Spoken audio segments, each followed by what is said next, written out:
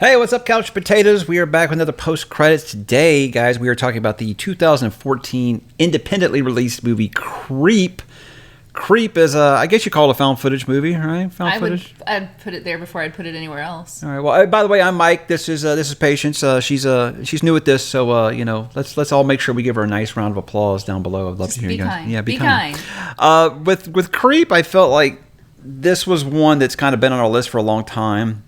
The reason we kind of moved it straight to the top of the list this year for our Fright Fest is just because we've been skipping over it year after year after year. Couldn't take it on the list one more year. Yeah, so when a movie kind of floats on our list for a while and we never get to it, we usually would just go ahead and skip it to the top the next year, just make sure that we get it out. And Creep was the one for me. I don't know. I guess you want to kind of talk about what we liked before we talk about what we didn't like. I think what I liked, you go first. What did you like about Creep? I liked the premise. I liked the kind of...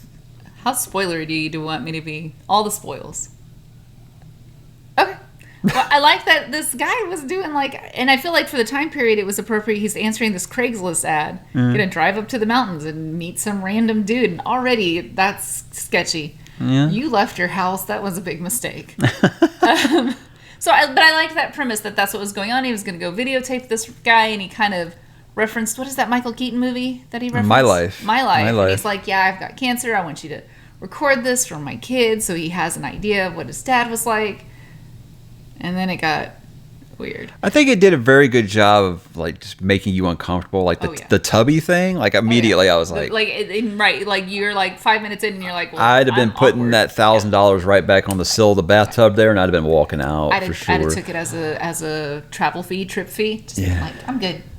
I think it did a really good job of the dread, the feeling of the dread, because you just want this guy, was Aaron, that's his name, to get away from this fella here, but he's so nice. He's easily pressured. He's like, hey, come in for one drink. No, I think I'm going to go. And you're like, dude, go. You can get out right here. And he's like, oh, come on, just one drink. He's able to easily. And then even there at the end, when he's like, dude, no, what are you doing? Yeah. You've got video evidence of all this stuff. You've got the guy's face. Go to the police. What are you doing? And I see this, and this resonated with me too, as a girl thing where girls are like, well, I don't want to be rude, so I'm just going to stay on this elevator with this creepy person that's giving me bad vibes. And then I'm like, screw being nice. Be alive. I liked that part that it was relatable, but then it was also like, come on, dude. Yeah. Come on.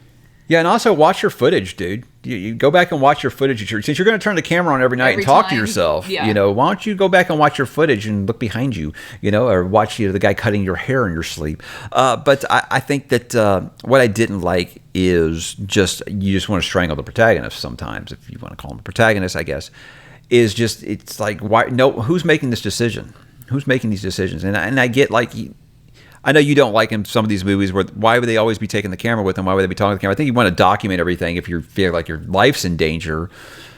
Well, who wakes up and then clicks it on and is like, I heard a noise. No, friend. No, that's not I heard a noise. I'm going to click my camera on. I thought the acting was fine, all that for what it was. Oh, yeah. The part where he's like, I don't want to die. And he actually is crying. It was pretty good. I feel like they did good jobs. I actually was more bothered by, and I realized this was what it was supposed to be, but the awkwardness of the antagonist of the creep. I'm like, oh my God, it's so blatant, so awkward. When he was fake sleeping, I was irritated by how bad his fake sleeping was. So would you put Peach Fuzz under what you didn't like about the movie, or? I don't like masks, but I didn't feel like Peach Fuzz was that big of a deal in the movie. So you don't think that the guy wearing the Peach Fuzz mask was very scary? You wouldn't have been scared if you were in that situation? I'd have been terrified. You'd have been scared in that situation? But I'd have already been gone because we'd have done tubby time and I'd have chucked a deuce. So if you go into an amusement park and there's people dressed up like Looney Tunes characters, is that scarier or is Peach Fuzz scarier? That is, we're going to go inside one of the stores so they can't come after me. So yeah, people and it's me. I don't like full body costumes. Spiders for me, dolls for my kids, people in masks or the full costumes. Body Chuck E. Cheese costume. Yeah. No, that's a hard pass. So you sure you want to watch Five Nights at Freddy's this year? Not terribly. It's gonna be fun. Okay, so for my final thoughts, I guess I'd say I wouldn't say I was disappointed with the movie or anything. I feel like my expectations were a little high just based off of the reputation that I'd heard about it. I don't know, where do you stand? So my expectations were pretty low. Low, okay. Just based off of the trailer And just knowing that it was found footage, and I don't really like that your guy that's in there. I don't really care for my guy. Why is he my guy? He's not my guy. Oh, the League. He was on the League. Those are my guys now? Well, they're not mine. You're the one who liked that Taco guy that sang that song. I do. That was funny. So that's okay. So they're all my guys except Taco, apparently. Except for Taco.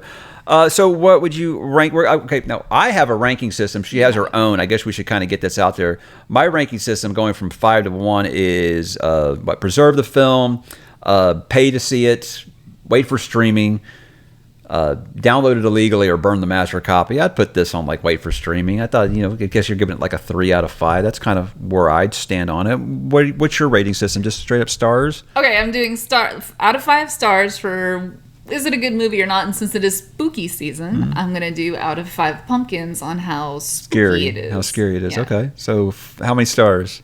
2. 2 out of 5. Okay.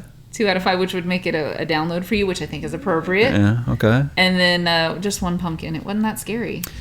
Yeah, when that scares more of those where I was frustrated, I think, with the protagonist. Oh, and another thing I didn't like the jump scares because they were more annoying than scary. I think we did watch a trailer for part 2. I'm interested. I liked it enough to watch part 2. I'm interested enough for part 2. I think I liked it enough to watch part 2. But I do also think the trailer for part 2 looks much better. They actually do make a callback to the jump scare thing. And she's like, let's just go. And he's like, wow, you're a tough nut to crack. So, it'd be interesting. But hey, this had a very, very dark ending. So there's that. Yes. And that's why we have a Creep 2. But guys, that was Creep. Have you guys seen it? Why don't you drop in the comments below and let us know what you thought. And tell us if you agree with us, if you think we're complete idiots for not loving this movie. It's all good down below. So we will talk to you there.